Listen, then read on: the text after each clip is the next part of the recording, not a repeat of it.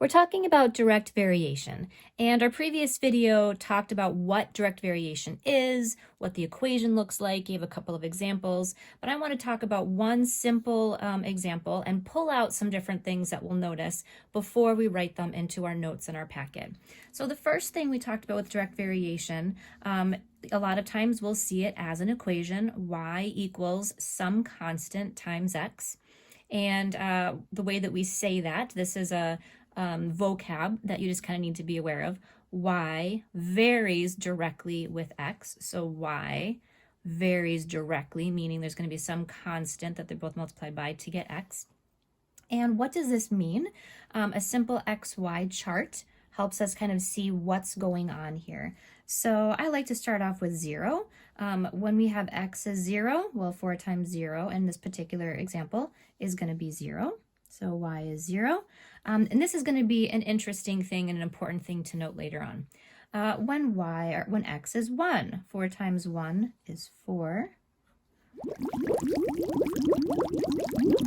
And we could go on and on and on, but we're not going to do that. And then, so what does this mean? In our previous example, we talked about how when x is scaled up by a certain amount, y is also scaled up by that same amount. So for example, I'm not going to do the zeros because they're kind of weird, and 0 scaled up by anything is 0. But like, for example, 1 going up to 2, that is being scaled up by 2 or multiplied by 2. And we can see the same thing is happening with our y's. 4 times 2 is 8. Same thing here. If I go from the 1 to the 3, that's being multiplied by a factor of 3 or a scale of 3. And the same thing is happening with the y's. 4 times 3 is 12. Going from 2 to 4, that's being multiplied by a scale of 2, and 8 to 16 is multiplied by a scale of 2 as well. So whatever is being multiplied by the x's, the same thing is happening to the y's. Another way we could see this is that their ratios are the same. So for example, if I took 4 divided by 2, that's going to have the same ratio as 16 divided by 8. They both have a scale factor of 2. Let's see, 4 divided by 1 would be 4. 16 divided by 4 is going to be 4. They both have a scale factor of 4. So whenever you take at x and then divide it, they're also going to have the same scale factor or the same ratio. So that's one thing to consider. Now, one thing that we do want to pull out of here is, okay, what do these scale factors and all that mean? Well, we talked about how we could rewrite this equation, y equals 4x. I could rewrite it, and instead of having y equals 4x, I could divide by x, and I could have y over x equals 4. Well, a thing to point out here is we've already dealt with something that looks very similar to this. The change in y's over your change of x's. Well, that's just another way of saying your slope. Your slope is going to be 4. So if I were to go ahead and graph this equation, I would get a linear graph. It would be a line with a slope of 4. And we can easily see, because when we put this into y equals mx plus b, 4 would be the slope. So when you're talking about y varies directly with x, the slope of that is like very closely related. Now, some of you might be going, well, how is this different than slope-intercept form? Why is this such a big deal? So let's go ahead and do a quick example so we can show how they're similar and how they're different. So let's go ahead and do an example over here. And instead of y equals 4x, let's just do y equals 4x plus 2. And you're going to see how just a regular slope-intercept, a regular line, is slightly different than direct variation. So let's go ahead. We know that the slope of this is 4. The y-intercept is 2. But let's go ahead and make an xy chart and just see what happens with this scale factor, this ratio. And I'm going to pick the same xy values as over here. So x equals 1, 2, 3, and 4. So I'm going to go ahead and plug those into my equation. All right, So now I have my, my XY table. Now let's see what happens with our scale, because over here with the direct variation, we saw when we multiplied our x's, their y's got multiplied by the same amount. Let's see if that happens over here. Let's go from 1 to 2. So I went from 1 to 2, so that's being multiplied by a scale factor of 2. And I go from 6 to 10. That is not being multiplied by a scale factor of 2. In fact, that is going to be less than 2. If I did 10 divided by 6, I get 1.6. So this is technically being multiplied by a scale factor of 1.6 repeating. Well, that's interesting. Well, let's see what happens if I go from 2 to 4. If I go from 2 to 4, I'm multiplying by x's by a scale factor of 2. And if I go from here 10 to 18, I am not multiplying my y's by a scale factor of 2. In fact, here, 18 divided by 10 is 1.8. I'm multiplying it by a scale factor of 1.8. So you can see that when my x's are being multiplied by 2, my y's are not being multiplied by the same scale factor. In fact, the scale factors of them are changing every time. It's not a constant scale factor. And that's because of this right here. This is the difference, this y-intercept. Over here in a direct variation, I didn't have a y-intercept. In fact, I could write this as 4x plus 0. This y-intercept would be 0. It's going through the origin. I have that point 0, 0. X starts out as 0 and y starts out as 0. But over here, because my x starts out as 0 and my y doesn't, that throws all of these ratios, all of these scale factors just off a bit. So the difference between a direct variation and just a regular old line that does not go through the point 0, 0 is that scale factor bit. And the whole thing that throws it out of whack is this right here, is the fact that it doesn't go through the point 0, 0. So another way of kind of looking at it, if you want to think of it as a visual Venn diagram. So here we have our entire world of linear equations.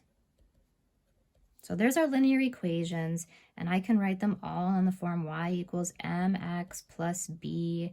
And then I would consider direct variation like a subset. Here is direct variation. It is still a line. It is still a linear equation, but it's a special type of linear equation where you have y equals mx or you have y equals kx, same thing, but the y-intercept is 0. So it goes through the origin. So direct variation is a subset or a special type of linear equations where the y-intercept is 0 or it goes through the origin. So that's kind of showing the difference between a direct variation and a regular old line. Let's go ahead and take what we know and put it into our notes pretty quickly. All right, here's our notes. Let's go ahead and fill these out very quickly now that we've gotten a good understanding of what direct variation is and how it's slightly different than just a regular old line.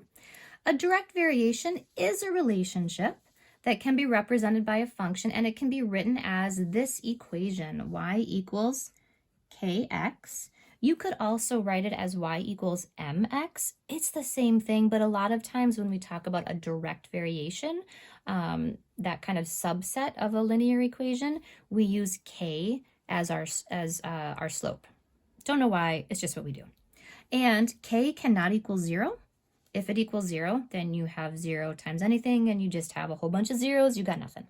So here is the equation that we're going to be working with. Y varies directly with x. X is going to be called our constant of proportionality. Proportionality. There we go. Our constant of proportionality, sometimes you'll hear it the constant of variance as well. They mean the same thing. And the word constant, meaning that k doesn't change. X and y, as we saw from our xy table, will change, but k, or our slope, is going to stay the same. Again, we saw that k is the same thing when we rearrange this equation here. K is the same thing as y divided by x, which is the same thing as the slope of the line. And the only difference is this line here has to go through the origin. So let's talk about what this means in real life real quick. Here's some examples of direct variation. And direct variation means when your x's go up by a certain scale factor, your y's also go up by that same scale factor. If your x's go down by a certain scale factor, your y's also go down by that same scale factor.